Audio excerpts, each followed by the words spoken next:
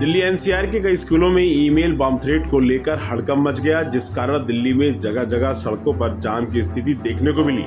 वहीं दिल्ली पुलिस समेत सभी संबंधित एजेंसियां मुस्तैद दिखाई दी, लेकिन अब इस पर राजनीति भी शुरू हो चुकी है। जी हां, जनता दल के राष्ट्रीय अध्यक्ष अंशुमन जोशी ने आम आदमी पार्टी पर आरोप लगाते हुए क्या कहा, सुनिए। देखिए, हमने ऑलरेडी जो दिल्ली के सीपी हैं उनको एक पत्र लिखा है कल ही, और वो पत्र लिख के हमने उनसे रिक्वेस्ट करी, निवेदन किया है कि देखिए इसकी जांच कराएं, क्योंकि देखिए दिल्ली के बच्चे सबसे ज़्यादा हमारे लिए इम्पोर्टेंट दिल्ली का भविष्य है। अगर इनकी सेफ्टी नहीं रखेंगे और वहाँ सिक्योरिटी भी लगाएं ताकि कि ऐसी कोई बात ना हो सके।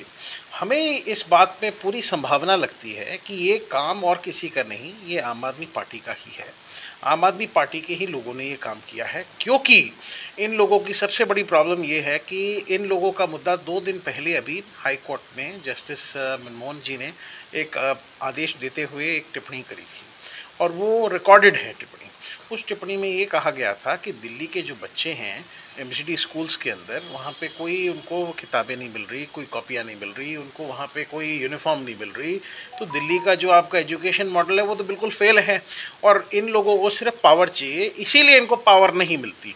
और ये सत्य भी है, इससे साफ दिखता है, साफ पता लगता है कि ये सिर्फ पावर के लिए, सत्ता में रहने के लिए राजनीति कर रहे हैं। ये इन्होंने मुद्दा भटकाने के लिए ये जान के किया है। इनको पता है कि एक हाई कोर्ट के सिटिंग जज अगर कोई टिप्पणी कर रहे हैं तो इनके अगेंस्ट जाएगी, चुनाव का माहौल है। तो इसी वजह से इन लोगों ने ये काम किया है। इसकी जांच होगी, तह तक जाएंगे अगर हमारे सीपी साहब और उनकी एसआईटी गठित करें और वो करें, अपने आप पता लगेगा कि यही लोगों का कहीं ना कहीं रोल आएगा। देखिए, हमारे देश में आपको लगता है क्या कोई टेररिस्ट आ सकते हैं आज की डेट में? उनको पता है हमारे पास मोदी जी हैं। जहाँ मोदी जी होते हैं वहाँ तो अच्छे से अच्छा डरता है, आईएस वाले भी डरते हैं। तो मतलब किसी के अंदर हिम्मत ही नहीं है। ये हिम्मत करने वाले और ऐसी हरकत करने वाले आम आदमी पार्टी वाले ही हैं जो हमारे माननीय प्रधानमंत्री जी के खिलाफ बकवास करते रहते हैं। और मैं आपको सही बताता हूँ, रियलिटी में हमने एक और चीज़ हमारे पत्र में मांगी है कि देखिए दिल्ली का जो जेल है, दिल्ली जेल प्रशासन जो है दिल्ली सरकार के अंडर आता है। बाहर की जो लगाई हुई सिक्योरिटी है वो सेंट्रल गवर्नमेंट है, वो अलग मैटर है, वो अंदर नहीं जा सकते। सीआरपीएफ, तमिलनाडु पुलिस, ये लोग अंदर नहीं जा सकते। लेकिन जो तिहाड़ जेल के अंदर का जो प्रेमिसेस है उसमें दिल्ली जेल सर्विस वाले जाते हैं।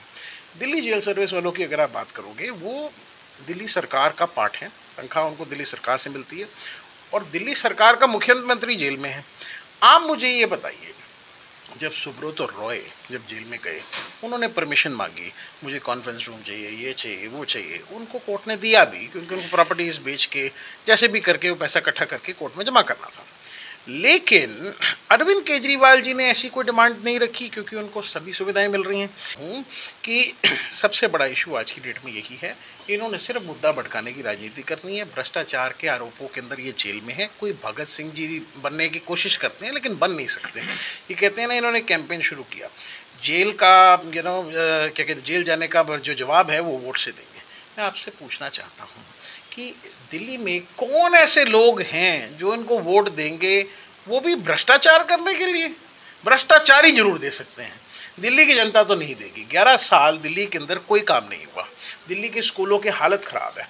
कितने प्राइवेट स्कूलों की फ़ीसें बढ़ती जा रही हैं। अगर आप फ़ीसों की बात करोगे तो 15-15, 20-20 हज़ार लोगों की फ़ीस है इन स्कूलों की, और इन लोगों को कंट्रोल करने के लिए क्यों नहीं कुछ किया इन लोगों ने? कोई स्टेप्स नहीं। आज वो डीपीएस की बात है रोहिणी की, वहाँ कम से कम 500 पेरेंट्स परेशान है, बच्चे की मार्कशीट, बच्चे की जो रिपोर्ट कार्ड है वो नहीं दे रहे।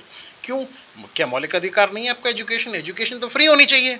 किस बात के लिए? अब आप एक बात बताएंगे, जो 30,000 रुपये कमाता है महीना, वो 15,000 रुपये अगर फीस दे देगा तो अपना घर कैसे चलाएगा? और एजुकेशन देनी भी जरूरी है। एजुकेशन तो सरकार की रिस्पॉन्सिबिलिटी है ना, मौलिक अधिकार है। तो ये बात का ध्यान रखना चाहिए। सबसे बड़ी प्रॉब्लम ये है कि इस बॉम्ब थ्रेट के अंदर हमें शॉर्ट यही लगता है कि आम आदमी पार्टी इन्वॉल्व है, कि ये सिर्फ बकवास करते हैं, इनके पास कोई तथ्य नहीं है। सत्य बात ये है कि इनके ऊपर एलिगेशन आज ये नहीं लगे हैं, पहले के लगे हैं।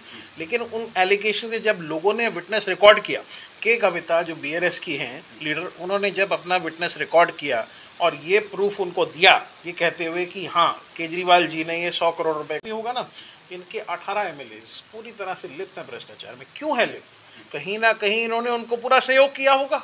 बिना सहयोग के तो होंगे नहीं। कि राजकुमार आनंद जी ने छोड़ दिया, क्यों छोड़ा? ये कितने बाकी जो इनके एमएलए हैं, गुलाब सिंह जी के यहाँ भी रेडी क्यों हुई? क्यों आपको लगता है दीपक सिंघल जी के यहाँ हुई? मैं आपको ये बताना चाहता हूँ कि आने वाले समय के अंदर आहिस्ता आहिस्ता एक एक एमएलए का पर्दाफाश होगा। मैं धर्मेंद्र सिंह कोहली, सीमापुरी से एक्स एमएलए, जनहित दल का सिपाही। मैं अपने अध्यक्ष जी की बातों से सहमत हूँ और हम लोग चाहते हैं ये जांच का विषय, इसमें जांच होनी चाहिए।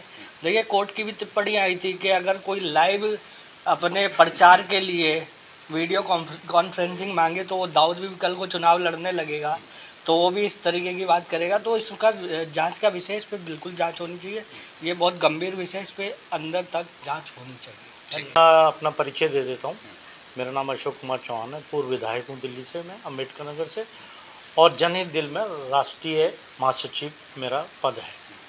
मैं अपने अध्यक्ष जी ने जो भी अपना बोला है अभी तक का, मैं उसका 100% समर्थन करता हूँ और इसी तरह से जांच होनी चाहिए। और दिल्ली सरकार जो इस टाइम लास्ट मूवमेंट पे चल रही है, यानी कि वो ख़त्म होने के कगार पे है और वो होनी चाहिए।